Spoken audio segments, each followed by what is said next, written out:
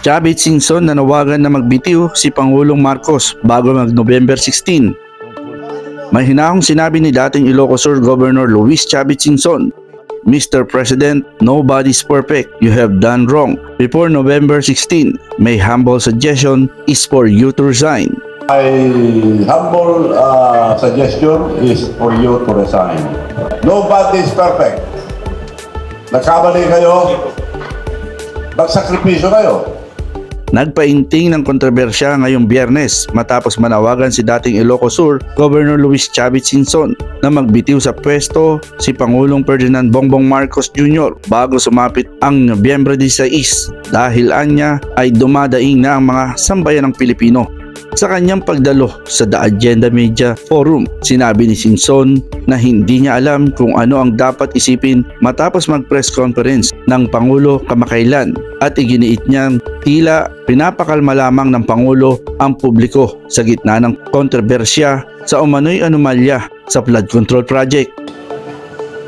Well, kung ikukulong nila yung mga maliliit, maski kulong nila lahat, wala yun. Yung malalaki, kulong nila, maniniwala ako. Sila ang problema, paano nila imbestigahan sarili nila. Nagpapagod lang po tayo kung gobyerno ang magsusolve yan. Kagaya sabi kagabi ni Presidente, solve na lahat. Makukulong yan, wala nang kaligayahan. Paano? I don't believe that this problem will be solved by the government. That the problem is the government. Ayon kay Singson, hindi dapat ang mga kontratista ang habulin, kundi ang mga tunay na utak sa likod ng bilyong pisong ghost project. Binigyan diin niyang ang Diskaya construction firm umano ay may humigit kumulang 10 bilyong proyekto sa Ilocos Norte at 4 lamang sa daang-daang proyekto ang nainspeksyon ng Independent Commission on Infrastructure o ICI. Dagdag pa niya, dahil sa hindi maampatang katiwalian, napapahiya na ang bansa sa international community. Apat ang pinuntahan, mahigit kulang-kulang 200 ang flood control sa Ilocos Norte. Pero meron akong ebidensya na kinunan sa mga ibang lugar, puro sira-sira. Ganun ba mag-imbestiga? Sandali lang doon. Sandali lang sila. Malis na. Tapos, walang flood control. Ang nagsasabi noon, yung mga engineero ng ginamit doon. Hindi, makulong sila eh.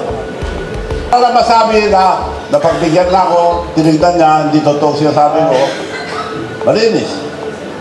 Malaking rally sa November 16 to 18. Naniniwala si Singson na mahigit 1 milyong Pilipino ang posibleng sumama sa planong peaceful rally mula Nobyembre 16 hanggang 18. Nanawagan siya ng tapang at malasakit lalo na sa kabataan dahil anya ay nakasalalay ang kinabukasan ng bansa. Hindi namin alam kung hanggang kailan kami. Baring bukas, patayin kami o pamatay. Pero ito, kinabukasan nyo to. Don't give up. Be brave. Kinabukasan nyo na itong ninanakaw nila. Palabasin nyo kung sino ang mastermind, sinong nakinabang, yun ang ikulong. Hindi yung mga ginagamit nila ngayon. Bukasan nyo to, huwag kayong pumayag, huwag kayong matakot.